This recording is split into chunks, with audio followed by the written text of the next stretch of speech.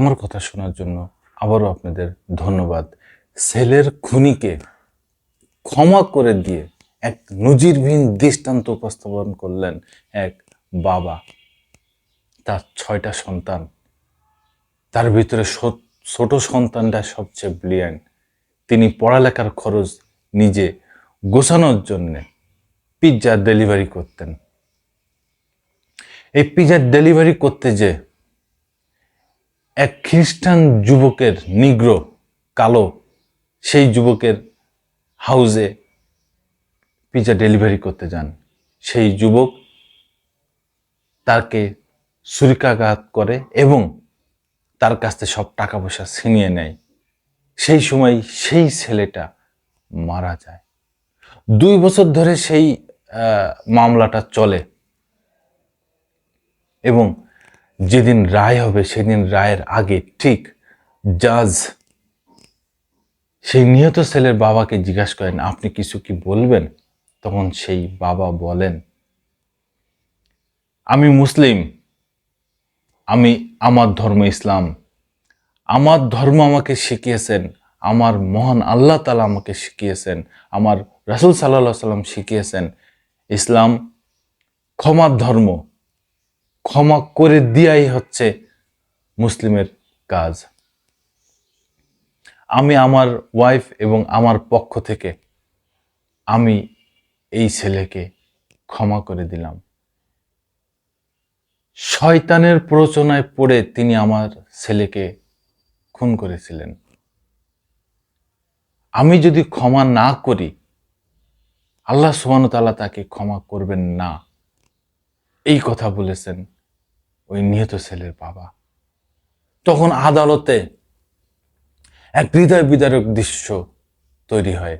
আদালতের জাজ সহ যারা ছিলেন আইনজীবী, দর্শক সবাই ওখানে কান্নায় ভেঙে পড়েন যে এ কি নজিরবিহীন ঘটনা।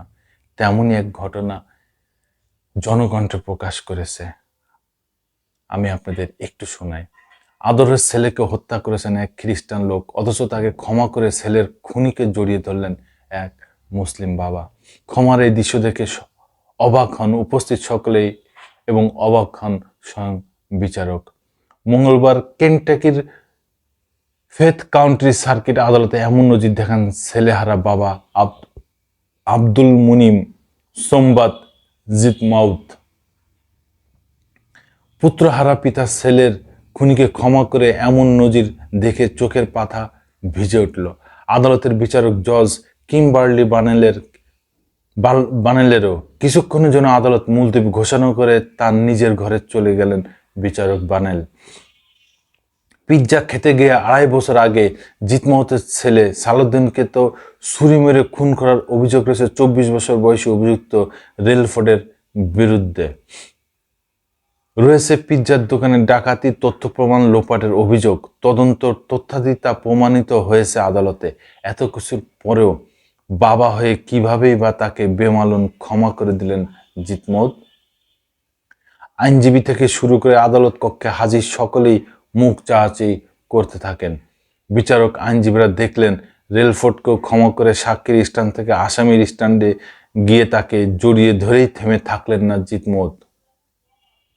আবেগে বুকে জড়িয়ে ধরে রেলফোর্ডের কানে কানে সালাউদ্দিন বাবা বললেন, কোনো চিন্তা করো না, ইসলামকে স্মরণ করবে সব সময়। ইসলামের দাওয়াত দিয়ে দিল। রেলফোর্ডের বিরুদ্ধে যে ধারায় অভিযোগ ছিল তাতে সর্বোচ্চ শাস্তি হয় মৃত্যুদণ্ড, না হলে 31 বছরের কারাদণ্ড। জিতমাউতের বক্তব্য শুনে কিছুক্ষণ পর আদালতে ফিরে এসে বিচারক বানেল 7 বছরের কারাদণ্ড দিলেন রেলফোর্ডকে। দেখেন ইসলামের দাওয়াত আমাদের দেশে কিভাবে দেয় আর বিশ্ব মুসলিমরা ইসলামের দাওয়াত কিভাবে দেয়, কোন কষ্টের সময় দেয়, কিভাবে তারা ইসলামকে ধারণ করে গ্রহণ করে, কিভাবে ইসলামকে বুকে লালন করে। আর আমাদের দেশে ইসলামের দাওয়াত দেওয়ার সময় গোল করে কয়জন খাবে, ভরি ভরি খাবে, আর হচ্ছে যে বাসায় দারোয়ানদের যে বলবে, রাস্তাঘাটে ধরে ধরে লোকজনদের বলবে। ইসলামের দাওয়াত যে কিভাবে দিতে হয় তারা সঠিক ওয়েটা জানে না, যার কারণে ইসলাম মুখী মানুষ হচ্ছে না। তাদের উচিত সঠিক ওয়েটা বের করে সঠিকভাবে সেইভাবে পরিচালিত হয়ে ইসলামের দাওয়াত মানুষের ঘরে ঘরে পৌঁছে দেওয়া, প্রত্যেক মানুষের কাছে কাছে যে পৌঁছে দেওয়া। তারা শুধু এই কয়েকটা জায়গায় ছাড়া আমি তো দেখি না। তারপর আসামির স্ট্যান্ডে গিয়ে রেলফোর্টকে আরো একবার আবেগে জড়িয়ে ধরলেন জিতমত। তার পাশে গিয়ে বললেন, ভাবছো কেন? সময়টা দেখতে দেখতে কেটে যাবে, এরপর তোমার জীবনটা আবার নতুন করে শুরু হবে, একেবারে অন্যভাবে। এবার গড়ে তোলো জীবনটা, শুধু ভালো ভালো কাজ করবে এবার, আর সকলকে ভালো কাজ করতে উৎসাহ জাগাবে, সঠিক পথে চলবে সব সময়। ইসলামকে স্মরণ করে চলার মাধ্যমে যেটা তুমি জেল থেকেই শুরু করে দাও না, এই করতে করতে 7 বছর পর তোমার 31 বছর বয়সে যখন তুমি জেল থেকে বেরিয়ে আসবে, তখন জীবনটাকে সুন্দরভাবে গড়ে তোলার জন্য নিজেকে তৈরি রাখতে পারবে। শুনে চোখে জল এসে গেল আসামি রেলফোর্ডের। জিতমতো তখন তাকে ধরে বুকে জড়িয়ে রাখছেন, চোখের জল মুহূর্তে লাগলো রেলফোর্ড। ধন্যবাদ। আবার আসবো নতুন কোনো কথা নিয়ে, নতুন কোনো ঘটনা নিয়ে। আমি প্রিন্স।